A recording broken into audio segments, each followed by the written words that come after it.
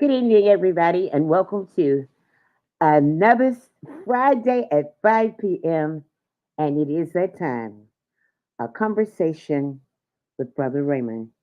Today's show is part two of a up close and personal conversation with Brother Raymond about his past life and how he got to where he is today.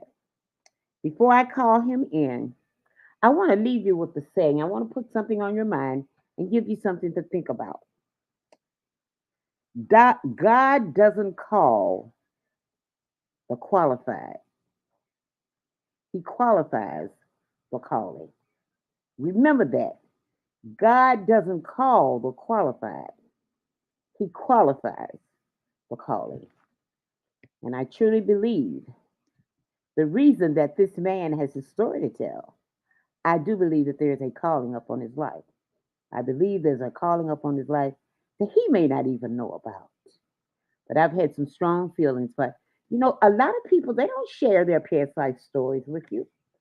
They tell you what they want to know. But when you find somebody that is honest, I mean, that's just truthful, they really want you to know my life has not been a bed of roses. My life has had trials and tribulations. And because my life has had this, I can stand up to who I am today. I'm going to bring in Brother Raymond and let him start his show like he normally does. And after he does, I'm going to try to pick him dry because my name is Katie Lowe, and that's what I do. All right, let me call in Brother Raymond. Hey, Brother Raymond, how are you? Hey, Katie, how you doing? I'm fine and happy Friday to you. Happy Friday to you too. Okay, I'm going to step out the screen while you start your show, and then I'll be back because you know what? I got some brand new dirt. Okay, be back in a Okay, minute. all right. Welcome, ladies and gentlemen, to another edition of Conversation with Brother Raymond. I'm your host. This is the road edition. We're on the road. I'm actually going to my very first rodeo, and I'm excited. So, as always, let's give honor and reference to God. Heavenly Father, we come to you thanking you for waking us up in our right frame of mind, allowing us to live to see another day. We ask that you let no hurt, harm, or danger come to us or our families. We pray all these things in your magnificent Son, Jesus' name. Amen. Amen. Welcome again, ladies and gentlemen, to a conversation with Brother Raymond. I am your host, Brother Raymond. And today is part two of how I overcame all the obstacles that I was faced with. So we're going to have Katie Lowe come in and kick things off. And we'll have a special guest. We hopefully will have our sister Kendra Thomas come on. And we'll close this segment up the way we're supposed to. It's going to be powerful. It's going to be dynamic. It's going to be some tear dropping. So y'all stay tuned and get ready for a deep, in-depth conversation with Brother Raymond. Katie Lowe, where you at? Where you at, Katie Lowe, where you at? Here I am. I'm not far. Okay. Before we get into this segment, I do want to remind everybody that yesterday the shocking news came down that Justice Smollett would spend 150 days in jail. I'm going to tell you, it was very shocking. Even though he lied, he did lie. Listen, I believe deep down in my soul he lied. Now, why he lied, I don't know. But I tell you what, 150 days in the county jail. This is just my opinion. And opinions are like assholes. Everybody got one. If you want to call me an asshole, today I'll be one. But if you're gonna give him probation and suspend part of it and give him 150 days, you could have suspended the whole probation. He doesn't have a criminal record at all. So instead of sending him over there to Cook County Jail for 150 days, you could have just fined him and let that man go on about his business. I want to say to you, this is not about Jesse Smollett. This is about election 2024. This is about Kim Exactly. Clark. Okay? And I just another thing, Katie Lowe, I was going to say, to that is that you know the Me Too Act is they're gonna get behind this too because they feel like that's injustice as well because of just its small relationship with them. So we all know that it's not him per se. It's Mm-hmm. targeted at the black man and the black woman and the black people. And make no mistake about it. It's just characterized as a false accusation. But in reality, they're trying to make a mockery out of us to see what they can do to us when they want to do it to us. And that's why we have to always stay together and united on these type of fronts. Whether Jesse lied or not, it wasn't to the extent that where he should be uh, in prison for what's that, 3 months, 4 months, and then fined 150 days is what? About 50 4 days. months. Okay, so that's 4 months, right? Uh-huh. About And a 4 months. couple of weeks or something like that. Yeah. Yeah, yeah. No, it's actually yeah, yeah, yeah. So it's and it's not about that because it's a 150 days. What kind of fine he got? What kind of fine did he get, Caleb? Beg your pardon? What kind of I, fine did he I think get? the fine was like what, $130,000 or some of that Right. I nature. mean, come Yeah. on, really? Whereas you have Europeans do way out stuff. Nobody in the Capitol was punished like that. They weren't punished that severe, and they bombed the Right. Capitol. Right. Nobody, Right. they ain't bombed. Ain't nobody saying nothing about that. They found guilty, but guess what? Oh, it's August. They say no, it's August. Okay. He'll get out in August. But I'm Mhm. saying when they stormed the Capitol, some people got found guilty, but I bet you they ain't gonna pay no excessive fines and all that. I bet you they ain't. And they tore up the Capitol. They was inside. Remember, they were inside. People, hey, how you doing? Yes, that's true. But and another thing that we must remember, I believe at one time I can't remember whose show I was doing, but they say a lot of times we don't pay attention to the election judges. The Yeah, judges, when we go vote, there's always a group of judges on the ballot. yes. This young lady told me one time. She said a lot of times you don't even pay attention to them. They can't. They Yes. said she said you let them hand you something and you just go in there and vote that slate. She said start looking at those election judges. Remember, I was just talking about that. I don't know if it was last week or the week before. We were talking about how we need to do our research on them judges before we put them Absolutely. in the office. Because if not, we are signing away our own lives because they are the ones who has the real power. The real power. Absolutely. And the reason So you need to read upon this judge, I did. Oh, he has I don't want to tell you about it. Go and like the page, a conversation with Brother Raymond, like Rhythm Flow Radio, and join the group, friends who like Rhythm Flow Radio, and you can read all about this judge and some of his past cases, and you will be amazed.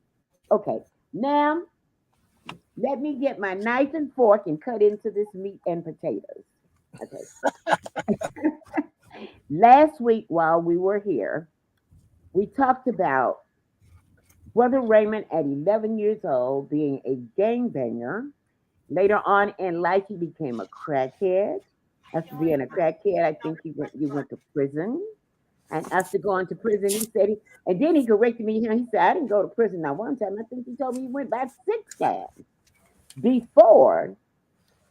I guess it came to him apparently that, hey, okay, this life really isn't for me. And he started to make a transition to the person that he is today. In making that transition and becoming a returning citizen, Brother Raymond became a published author, a motivational speaker, and also um, he founded a group called Brothers Standing Together, which is a nonprofit organization. And Could you tell me the purpose of that group, brothers standing together? Well, the purpose of the group was men and women coming home from prison wasn't getting the proper treatment that we felt that we deserved, right? We were Hmm. getting sent around. A lot of times we were getting spun on, we was getting told all kind of stuff, but wasn't actually being done. There was a lot of promises, but none of them was kept. We got promises from various organizations and various groups, but at the end of the day, nothing was sufficient and then nothing stick. So the purpose of Brothers Stand Together was to help the returning citizens, men and women coming home from prison, help them become productive members of society and stand on these facts of what we live because guess what? I lived it. I was in those penitentiaries. I was lied to. I was sent all over the city of Chicago in hopes of trying to find a job, only to never find a job and to be lied to and let down so many different times that I was almost in a place where I was gonna give up, like, forget it. Let me just do what I do. And that is survive because we survivors by nature.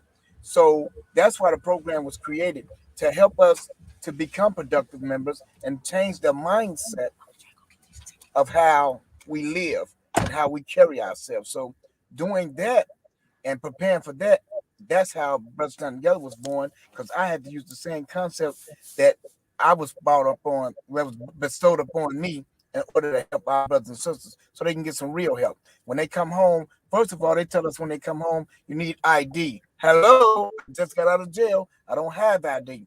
So you got to get ID. You got to have Social Security. You don't have a Social Security card. They don't do the printouts anymore. So now you're in a whirlwind trying to get ID. So you're outside in you're back in society, but you're what? You're a John Doe because you don't have no ID.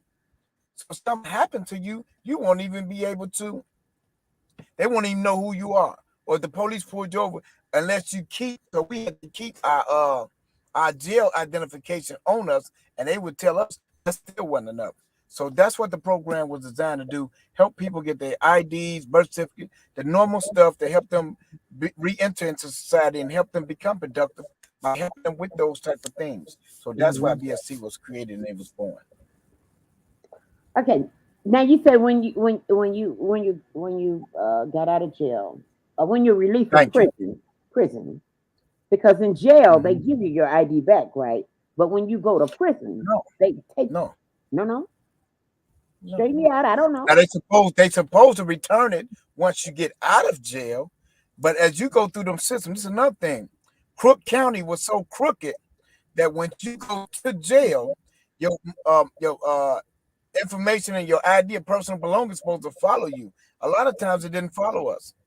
It was thrown away and stuff like that. So when we got out, we had to start all over again as far as getting our birth certificate, social security cards, medical cards, whatever we had, whatever possessions we had. When we got down to the penitentiary, it was no longer there. Thank you, Facebook user. I just fight for the people. That's all I'm doing. And I share my story in hopes to free somebody from what they're going through. So yeah, Katie Lowe, no, I'm talking about no, no. You didn't always have your ID, and if you had, only ID you had was the penitentiary ID from where you was, and you had that, but that didn't have no merit once you got back into whether you was in Chicago, Peoria, wherever you came from. It really didn't carry no merit. So you had to get somewhere to find your identification or help somebody. You need an organization, and that's what BST was there for. The returning citizens, when they come, we will be their crutch. We can be there to help them get their ID, birth certificates, and stuff like that. Help them with their the EBT cards, get back, stuff like that. So that's what Brothers Stand Together was originally designed for. But no, we don't get that stuff, baby. They don't You mean roll to out. tell me after you leave a state prison and you're returning citizen back out into the population, they send you away from there with no ID, and that's a state facility. This is what we're saying. That's why we say it's designed for us to fail because any proper rehabilitation center or whatever they call themselves doing with us, we will have that. we will have identification on the way home and stuff like that. They give us a bus card, Mm-hmm. $10, Mm-hmm. and say good luck. Wow, that's good. That's good. Okay, you know what? I'm gonna honor our sponsor, and then I'm gonna come back and I'm gonna take this in another direction because we already know now that we're up to the point that you're getting out, and when you get out, you have no ID. So they're like sending you home and say if you get stopped on the street, you know the police. That's the first thing they're gonna ask you for is your ID. Exactly. And So if we you don't give them your ID, the first thing they're gonna say that you're not complying with them. And then they yeah, say, okay, but what they would do with us, Katie Lowe, we'll pull out our stuff and show them we just got out. Well, that ain't good enough. You need to go somewhere and find you some ID. Hello, just get out. We don't have ID. Everywhere we turn, we were being turned down. That's the purpose of BST because I got so tired of this happening, not only to me, but hmm to other returning citizens coming home who had a positive outlook on life, who might have not had recidivated had they had the proper help. But these organizations was just using us for a name and a number to show that they had a stacked sheet and they filled up their sheet, and that's all they cared about. Resources, they didn't care about. Opportunities, they didn't care about. Employment, they didn't care about. Housing, they didn't care about. Only thing they cared about the numbers, so they can go in there and they can doctor up stuff and say, well, we helped over 300 returning citizens with so and so and so and so so and so, but in reality, they hadn't did it. okay. So Let me pay a bill, and I'll be right back. all right. They say you should have done it in your 20s. They say the That wrong one. I am so sorry. MarthasHelpingHands.org.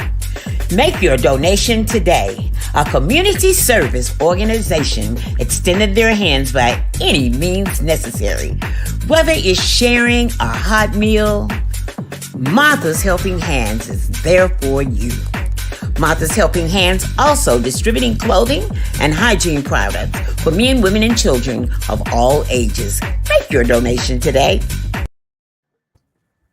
If you want to make a donation, I believe that's Turner, Turner, 412 Yes. at marthashelpinghands.org. Make your donation today. Listen, because it's programs like these that help. During coronavirus, I mean, we're still in a pandemic, whether we know it or not, it's just kind of slowed down for a minute. It's organizations like these that has helped so many stand today.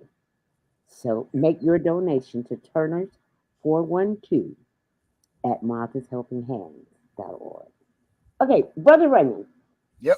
so you're telling me that you are the founder of Brothers Standing Together, and that organization was created to help returning citizens, whether they were men or whether they were women, to come back out, to come home and help them get themselves together where they could be a valuable part of society. Yes. Okay. How does that organization work financially? I mean, how do you operate? What kind of funds? Where do you, how do Well, you, I'm going to say it like this. Where you get your money from? so originally, when I thought of that, you think of grants and things of that nature, right?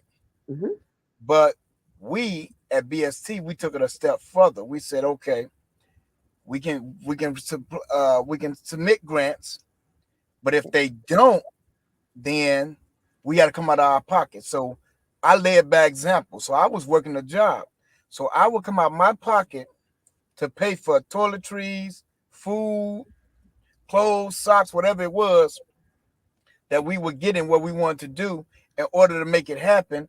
And I charge the organization members to do the same because you have to understand people say it's a good job and they wish you well and all that. But when you come and ask for a donation to help support the movement or the cause, then it's always, well, you have to have this, and if you had that, I can give you this. So we was like, you know what? Don't even worry about it. We're gonna make it happen. So we started donating out of our pockets in order to make it happen. And then that's when I created BST Construction, Brothers Stand Together Construction Company, in order to help the non-for-profit as well to do what it needs to do. So we created not only the organization, I created the company as well in order to help finance the non-for-profit as well.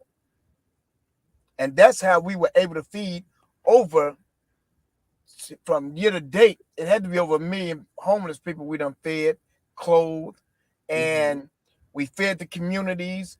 We fed the seniors, we fed the children, we gave children toys, we did coat drives, clothes drives, so many other different things.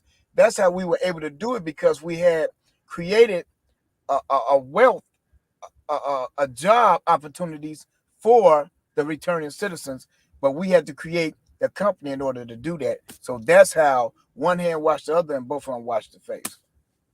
Okay, so you didn't get any.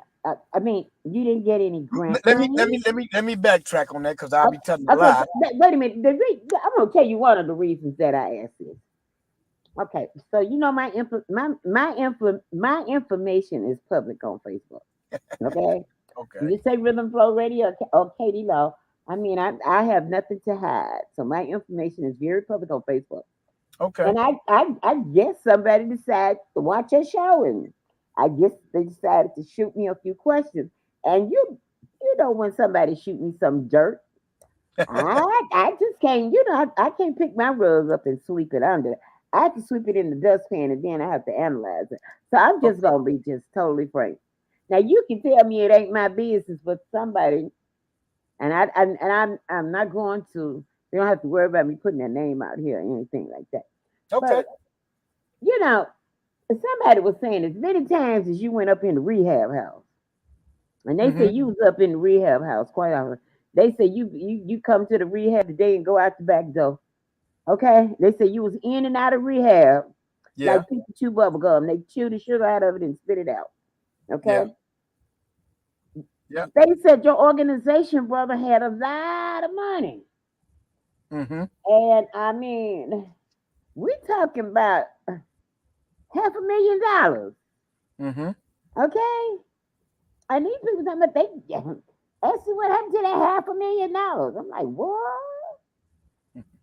Well, that's a good question.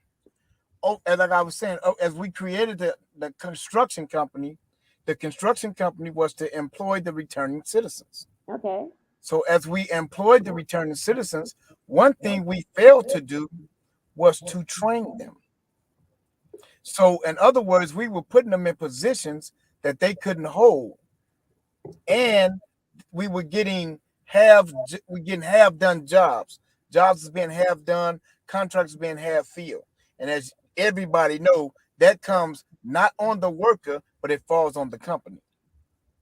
So we lost a lot of money due to that. So it wasn't that the money was taken, it was the fact that the jobs wasn't complete and the guys weren't thoroughly trained in order to do the jobs. And then there were some cases where the guys didn't want, all they was worrying about was a check. They weren't worried about if the job was done right or wrong. And so at the end of the day, it was left up to the company to go and do the walkthrough, check, make sure everything was done. And if it wasn't done, then we had to in turn around and hire somebody else to get the job done. And in some cases, we had to hire 2 and 3 people to get one job done. So that cost us anywhere from $2,000 to $20-some thousand For one job that for was one worth how job. much? Yeah, because we So kept you at the telling pay. me if you had a job that was worth $50,000 and you had a contracted job that was worth $50,000 and you contracted out to these people and they didn't get the job done and the company complained. So you hired somebody else to go behind them and do the job. Yeah, you had to hire somebody else to finish that in order to keep your contract. Okay. So you lost money. We lost a tune of $360,570 some $59. Yeah, it's about $400,000 almost. I mean, Yeah, it's about $100,000 from being a half million, but it's almost about what they said. yeah. They wanted to know what happened to the money. That's what happened to it. You know. And then people were talking about they wasn't getting paid, Katie Lowe, but they weren't looking at we have to pay bills, we have to pay insurance and all that. And if that's not paid, then we don't get paid. The company cannot function on its own. Just like a car. A car don't run off your looks, off air. It has to have gas, has to have oil, all these things. And this is what it takes in order to run an organization and a company. And so they wasn't looking at that. All they was worried about was their money. Where's my money? You ain't got my money. Who after this? And it was all kind of things they said to me, but nobody said thank you for creating a company to give me a job so that I can feed my family, so I can keep a roof over my head, so that I may one day buy me a car, so that I can feed my children, take them and buy them good things to wear. Nobody said that. Only thing they said, only thing you'll find out is they'll say all the negative stuff about you. They will never say the positive stuff about you. And no, not one, but maybe two was appreciative of what we were doing. But that's doing business. You'll find that every time in business. And it's sad to say, Katie Lowe, but I gotta keep it real. Hmm. That's in the black business. They look for discounts. I don't feel good. I'm gonna be late. I'm gonna do this. I'm gonna do that. But let them Europeans tell them to get up at 7 o'clock in the morning. They'll be there at 6:55 or 6:30. If they told them to climb the Sears Tower, they'll climb the Sears Tower. But when a black company asks them to do something, they got all these. You ain't gotta do that. You ain't gotta do that. All this feedback and dialogue, and that's why a lot of black companies don't survive because our black people don't support, and furthermore, they can't follow simple directions. This is a business; it's not personal. Mm. Well, your company is no better than the people that you hire. It is. You can say that, Okay, and but if you put the wrong people in positions, okay, you set yourself up to fail. well, let me share this with you. We were all on an experiment, right? Okay. Because this was my first time helping, creating a company and all this. So of course I'm gonna gather around who? The returning citizens, the least, the lost, and the left behind that's in the Bible. And we were trying to help them become productive members of society. But in some instances we failed, in some instances we succeeded. Because let me share this. If nothing else came out of it, opportunity did. So they can't, if they can say whatever they want to say about BST, but one thing they can't say is that we gave them an opportunity to become productive. We created entrepreneurship when there was no entrepreneurship. We got more brothers now from coming out of BST that has their own companies, have their own little branding stuff and things of that nature than they had before they came to BST. So it's always some good that's gonna come out of it. But at the end of the day, we have to look at the pros and the cons, okay? And Mhm. so it was an expensive lesson, it was well learned, and we have grown from that and we moved on. As you already know, Katie Lowe, yourself, we are now in Cincinnati, we're in Kansas City, we're in Arizona, Texas. we're in Texas, Hmm. and we're in Phoenix. I mean, we're in Phoenix, Arizona. Okay. And so I don't, and so it's growing pains. But yeah, when people say that, when they send you them letters, Katie Lowe, and them questions, ask them, did you even, is you grateful? Were you even grateful for the opportunity? Because it seems like people, I like you, we supposed to do stuff for them. Nobody, one of my things is, Katie Lowe, nobody owes you nothing. You owe everything to yourself. And so when people ask me to go and do these things, that's what I Mhm. want to do, Katie Lowe. I Mhm. went to get the 501c3. I went and got the auto incorporation. I went and got the business license. I had to go and get the insurance. I had to go and do all that. Nobody did that. See, nobody talks about that. And that's the same thing in the business. You got to Mhm. pay those bills when it's need to be paid. And if they're not paid, then the company don't run. And so while people look at everything else, I just want them to look at the whole picture holistically before they start to pass judgment. Okay. Where does brothers standing together as of today? Where do they stand? How? What is the nature of the organization as of today? Well, the nature of the organization is vastly improved, as you already know. We are now we're working in I restorative. mean, I know you're in these four states. No, no, no. We're working in restorative justice. Okay. We're creating a trade center so that the returning citizens can learn a trade so that they can be productive. We have plumbing opportunities, carpentry opportunities, paint opportunities, flooring, tile, electricity. So we're trying to create, what we're creating is a trade so that they can learn these things so they can become productive so that this trade, we don't want to just get them a job, we want to get them a trade. We want them to have something they can take with them a lifetime versus a day or two, maybe a year or two. So anywhere they go, for instance, if they have to uproot and leave Chicago, they can take this trade anywhere around the world and become productive, and they can feed their family. So that's where BST is today.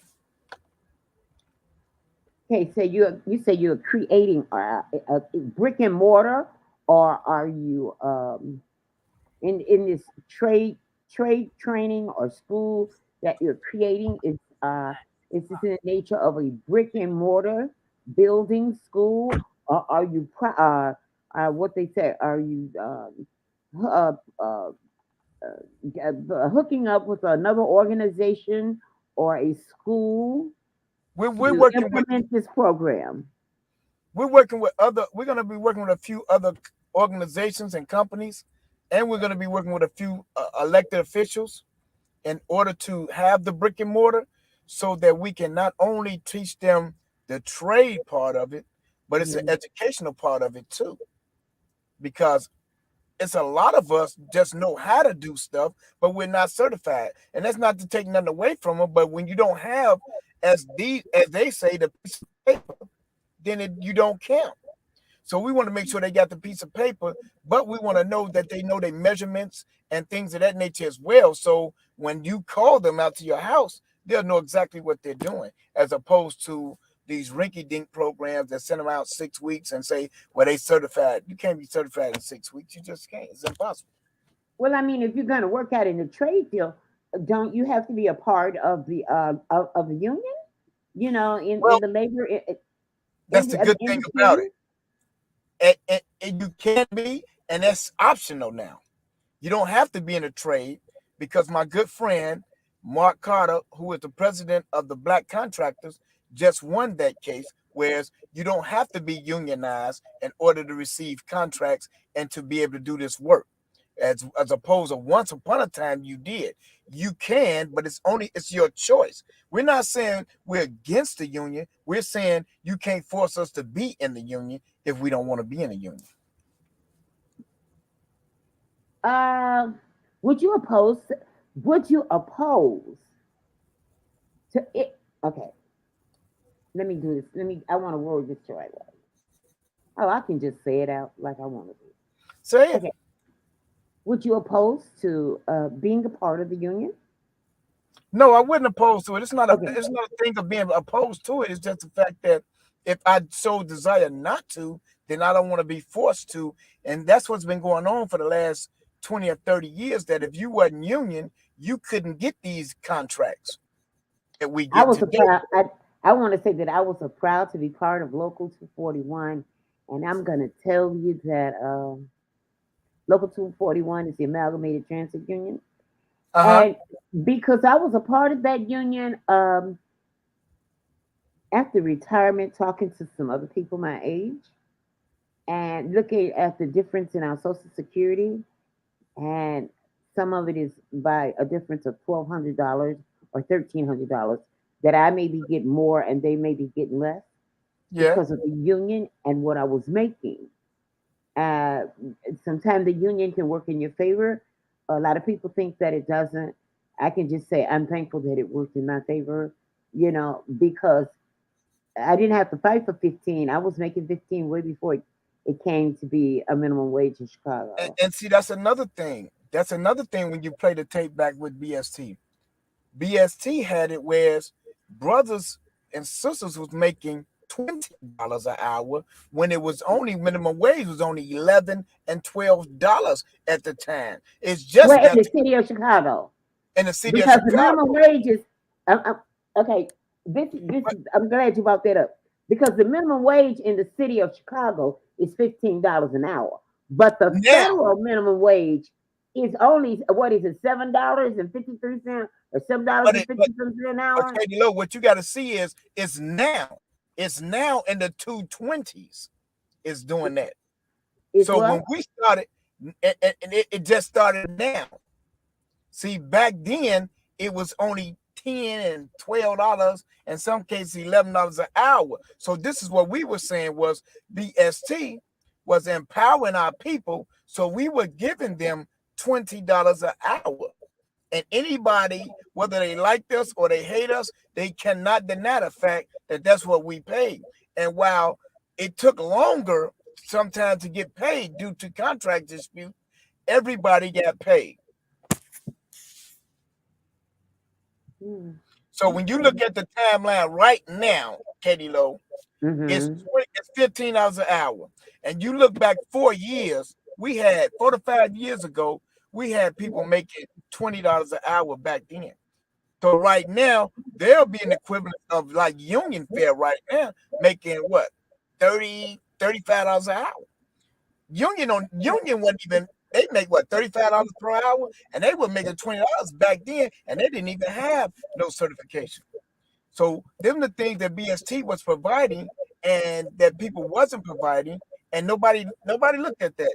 Nobody looked at that we took on liability, workers' comp, along with the insurance to ensure that the brothers and sisters were able to get jobs. Now, was we perfect? No, by no stretch of the imagination. But we were fair enough for them in order for them to treat us with a little bit better. Because see, what we were looking for was to build. They were looking for to take. It was all about a check to them. We were looking to build a Fortune 500 company so that the returning citizens coming home right now today can still be productive, as opposed to the struggle that it has went back to because brothers was not enlightened, or they was enlightening. Maybe it was the person who was in charge. See, we can go by, it's sad, but you can hate on people for no reason at all. I didn't have to do that, Katie Lowe. I really didn't. I was told to just get my company job, which they was going to pay me a 6-figure salary, and I could have had a big office on the 20th floor downtown. The knowledge that I possess, I turned that down for the people. Because I said, if I take this job and you put me up there, then where will the people be? They say down there. And I said, exactly. And that's the reason why I will not do it, because I'm trying to help our people. Well, you can help them. No, I can't help them from up there. And you know I can't help them from up there. But that was a night. I said, good game, wrong lane. That's what I told him. Well, see, Raymond, you are living proof that in order to help a people must want to help themselves. Exactly. Okay. Now you've already told us that for years you didn't want no help because you wanted to do what you wanted to. Exactly. But when the time came for you to be helped, you started helping yourself. Exactly. And it still exists today. There's some people out here that don't want to be helped. Exactly. And when they don't want to be helped, guess what? You are all kind of, you know what? Exactly. Okay. And you know, and so with that being said, it hurt. And my wife at the time, she would just see, I wake up in the middle of the night crying, Katie Lowe, saying, what is wrong? Why they can't see this? Why they can't? And then my mentors are saying, everybody ain't supposed to go where you going, man. And everybody ain't happy that your life has changed, that you're doing well. So be careful of that. Don't be so naive that you don't understand what's going on, because you from the streets. but now your life has changed for the better. But just don't forget where you came from, and don't forget who you align yourself with, because every day that you change, someone else don't. And then everybody looking at why I didn't get that opportunity and why I didn't get the chance to do that. And what I would say to them was, you have the opportunity. God has given you everything that you need. It's inside of you. It's up to you to bring it out. So if you don't bring it out, don't get mad at the Katie Lowe's and the Brother Raymonds who have bought it out and went on to become productive. And if you want to get mad at somebody and you want to hate on somebody, hate on the man or the woman in the mirror. That's who you hate on, because that's the person who holding you back. Brother Raymond ain't holding you back. Sister Katie ain't holding you back. BST ain't holding you back. You holding yourself back. But see, that's what we talk about, the mindset. That's why we do the mentoring piece, to show them that you have to change your mindset. You can't come home with that same mentality. You know, it say like in a program, it say you just address the garbage can because nothing changed. So you still got them dope fiends and them addict behaviors. So, but you just ain't using. So they call what they call a dry drunk. You just not using, but you're not working the program either. And so that's another thing that's been happening. You know, it's a lot of envy and hate, you know, the deadly sins and all that comes with this. But what I say to the people is, God, I made a dedication to God. I don't owe the people nothing. I told God that I would save as many lives that I could save, and that's what I dedicated my life to. And that's why you see Brother Raymond doing what he's doing. Not to be in the spotlight, not to get the likes, not for nobody's approval, but because I made a promise to God that I would help save as many lives I can save. And that's the crusade I'm on. And that's what I do, Katie Lowe. And that's why BSC is where they at today.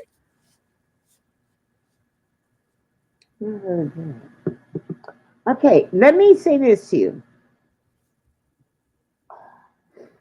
I'm going to bring this back up because this was this is about your past, and you know I feel like you put your past out here like a open book, and I don't know too many men that you know would have done that, but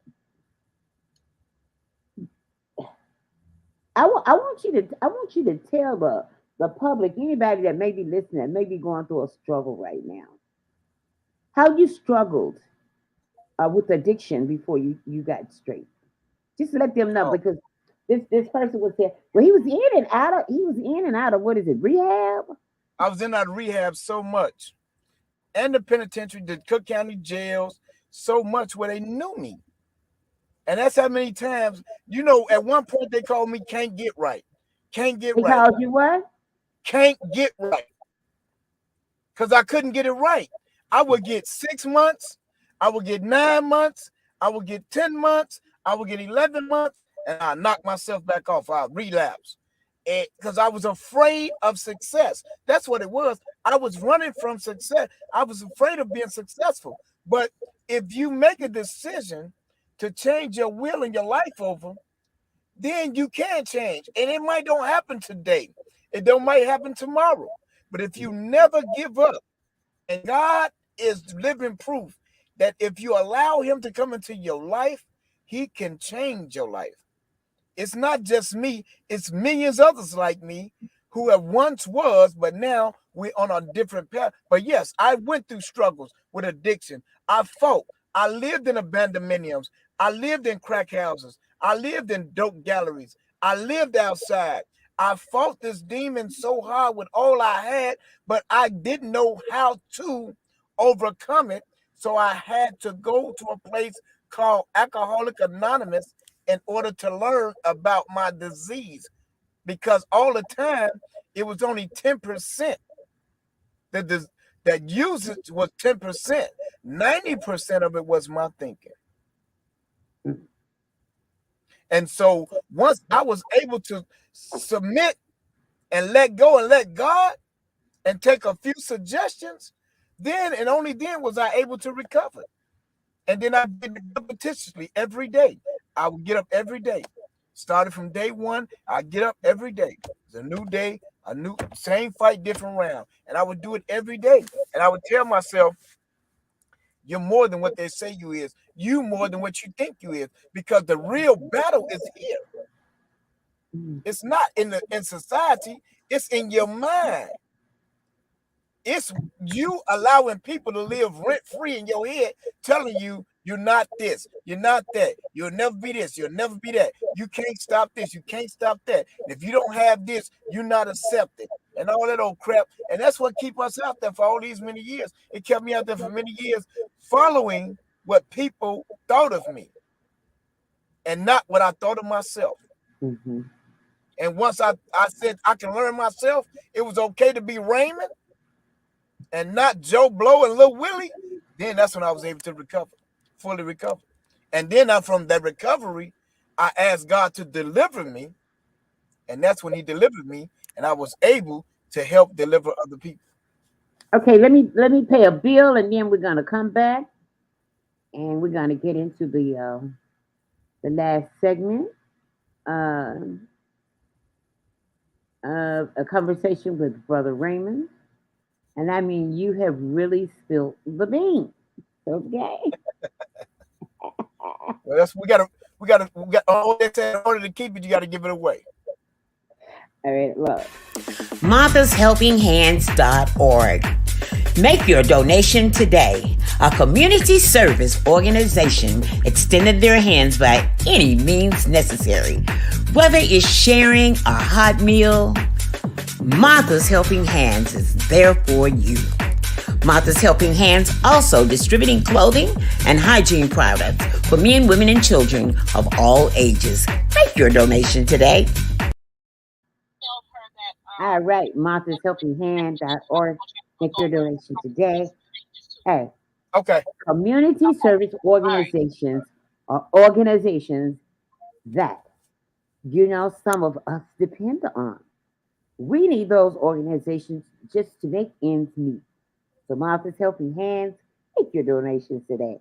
That's Turner 412 at MarthasHelpingHands.org. Thank you so much. Okay, back to what we were talking about. A conversation. And let me say this, Katie, before I get in trouble. Okay. It's Turners with an S. TURNERS 412 at MarthasHelpingHands.org. Okay, so now we good. So yeah, we have to have that straight. We want that money to go to the right place. Right. So as a matter of fact, you know what? Let me go in here and put this S on here so that nobody will get it wrong. Okay. Okay, keep talking.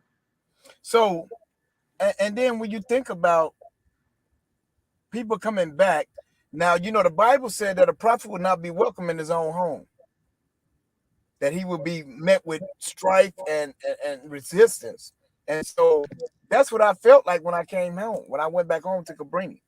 I felt like a prophet was not welcome in his own home because everything I tried to do good, they tried to tear down because maybe they didn't understand what the message was. And let me backtrack it. Maybe I didn't understand what the message was because I was there to deliver a message and do what I can do, but not stay. And I stayed. And the longer I stayed, the more God dealt with me because the Bible said the highways and the byways. And I made God a promise that I would save as many lives as I could save. That wasn't just in Chicago. Because you have to remember, I've been to New York. I've been all over. So I've been many places. So now it's time to take this on the road and help other people as well. But I went home first in order to help my people, and it wasn't well received. In fact, I was blasphemed. I was put down. I was criticized. I was ran through the mud. But like I was telling them, at the end of the day, had it not been for BST and Brother Raymond, we wouldn't even be having this conversation. So that's another thing. But just giving back to our people, man, is a gift in itself. I look forward to it. Whether I'm loved or if you ain't hated on, you ain't doing nothing. That's another thing they told me, and I get it because I was once envious as well about a brother who had came home and got his life together, And I said the same thing. Why not me? Not recognizing that I had all the tools that I needed. It was inside of me. But when the student is ready, the teacher will appear. And I just wasn't ready. Well, that saying, so you can lead a horse to the trough, but you can't Yeah, make him drink. yeah, yeah, You can, I mean, another person, they can talk to you till they're blue in the face, but until you're ready, you're not even hearing it. They're speaking for nothing. yeah. Absolutely right. I look at Malcolm X. I look at Dr. Martin Luther King. I look at Medgar Evers. I look at Fred Hampton Sr. and all the great work that they have done. Fannie Lou Hamer, Shirley Chisholm, Hmm. Harriet Tubman, Nat Turner, you know, trying to help our people. But in the end, they only was there to destroy us. Because let me tell you something. Them slave masters didn't have a clue to what Nat Turner was doing until one of our own went and enlightened him because he was jealous because he couldn't do the same things. He didn't think he can do the same thing that Nat Turner was doing. But if he had got in tune, he could have very well done it. So Fannie Lou Hamer, a lot of people don't understand that Fannie Lou Hamer was the equivalent to Dr. Martin Luther King. She was just a woman. She didn't take no stuff. She was very well spoken, and she stood on the principles for the women. And so we have to look at this whole thing holistically and see where it comes from. So, I still play in my mind every day the moment they played the scene when Malcolm was killed in the ballroom in Harlem. Do you know Malcolm looked them dead in their eyes as they were preparing to take his life? Because he already knew that this day would have come, Hmm. but he hoped it wouldn't have came from our people, which in reality it didn't. But we were the guinea pigs. It looked like that we killed them. But do you know Malcolm was shot from the top and not from the bottom? Oh, And really? a lot of people didn't know that shotgun blast was not real. It It just wasn't appeared. real. No, nope. Expound on that. That was fake. All that stuff was fake. Rubber bullets, all that. The shots was actually from the top. Like Dr. Martin Luther King was shot from the bottom and not from when they pointed over. That they didn't know where it came from downstairs. That's why the velocity knocked them back. The velocity knocked Dr. Martin Luther King back. And when Malcolm X autopsy, all they gotta do is look up the autopsy, the autopsy of Malcolm X, and you'll see where the bullets came from. Now, I'll have to go check that out because you I'm see, I just telling got real I'm just quiet saying, because it's something I don't know and I can't talk about. but this is But what I'm saying. This is what I'm saying. I I'm did gonna my be research. ready for you. Huh? That's why I did my research on it to find out. I was one of the ones who asked a lot, and you can ask people. I asked, did they kill Malcolm X? Did you kill Malcolm X? You have Malcolm X killed? And people thought I was crazy, but I really wanted to know because it was something about the way that happened.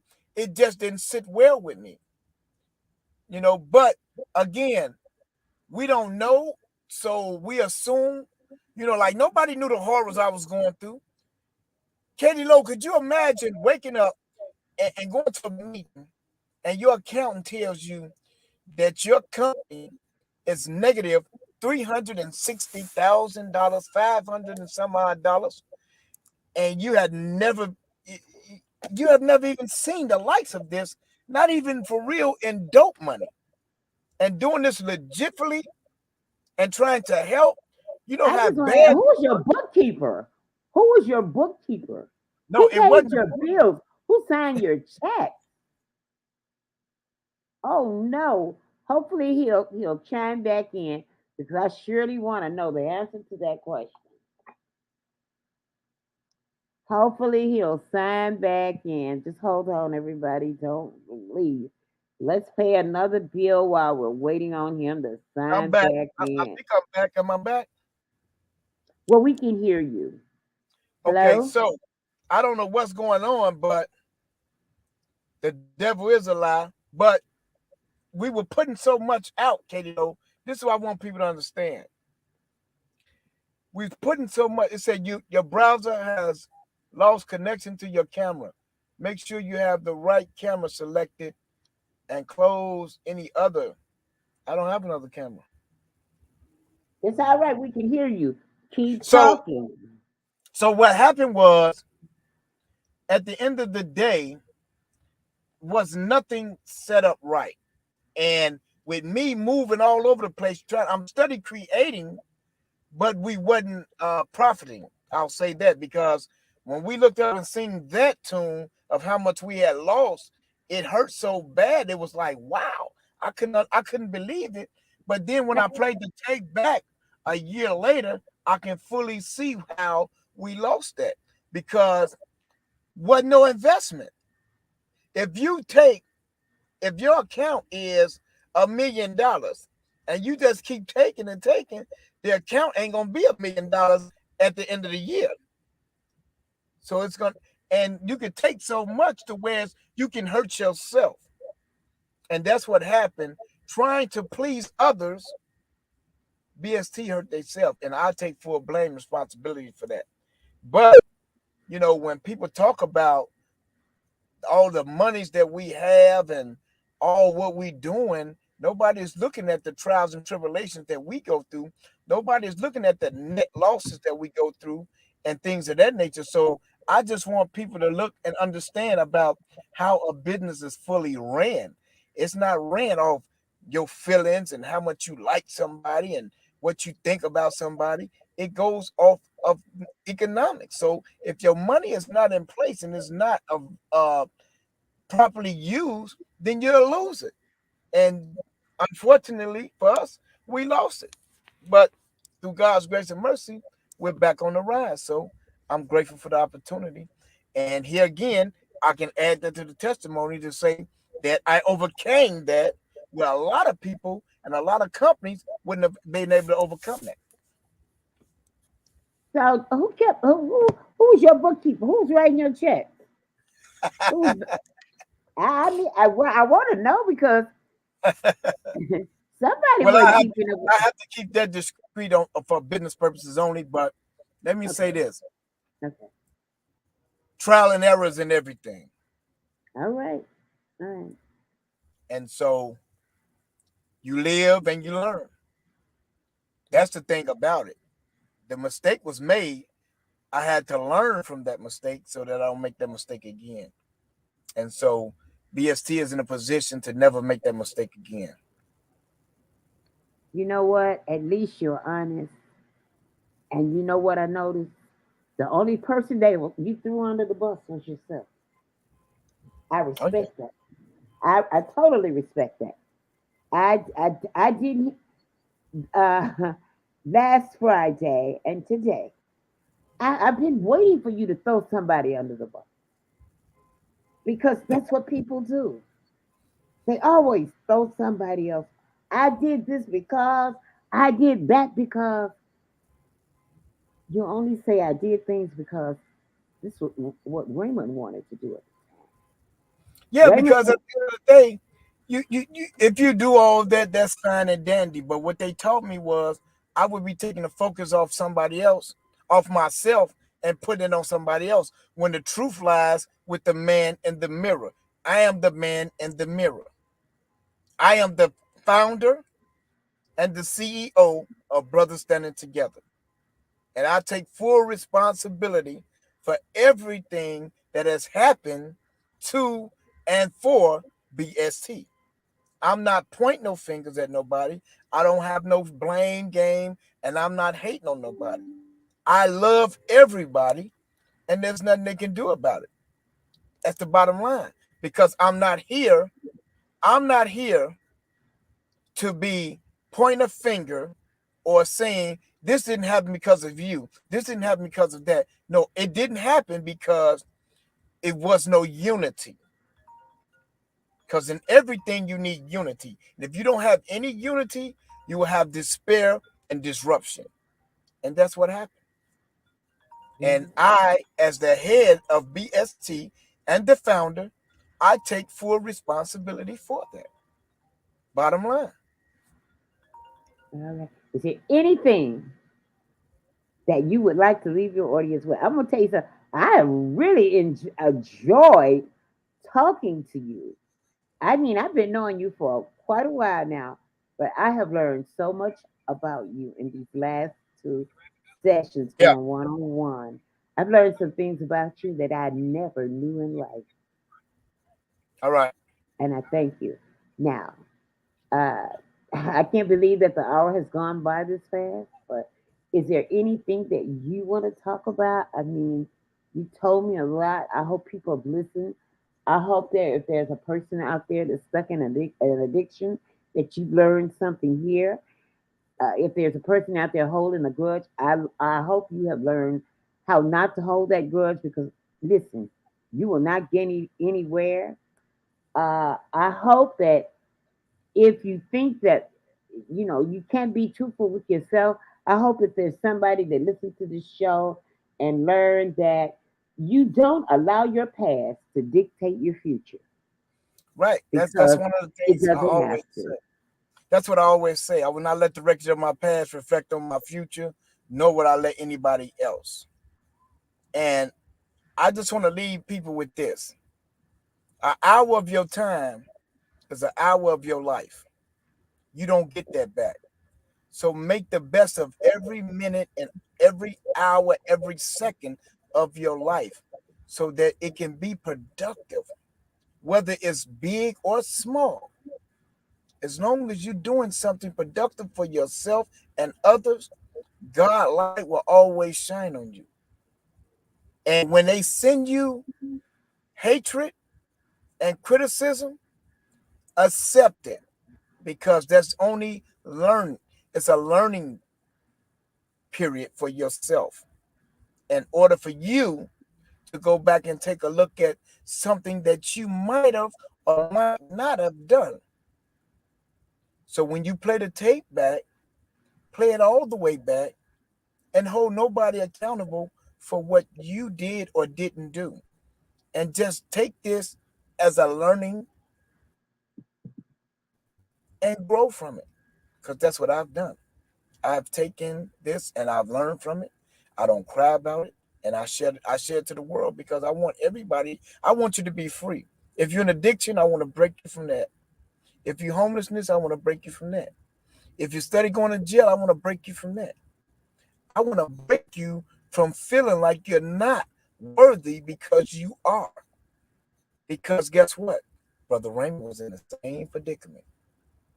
And now I am here as a beacon of light to show you that you too can overcome any obstacle that you face once you let go and you let God. And with that, I love you all as always, and there's nothing you can do about it. Take it away, Katie. All right, you have been listening to a conversation with Brother Raymond right here on Facebook Live, YouTube, and Spreaker, and you can listen on most streaming apps. Remember, God doesn't call the qualified. He qualifies the calling. All right. So listen, we will be back next Friday at 5.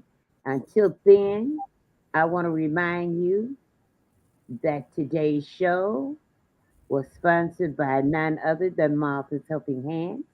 And I want you to make your donation today.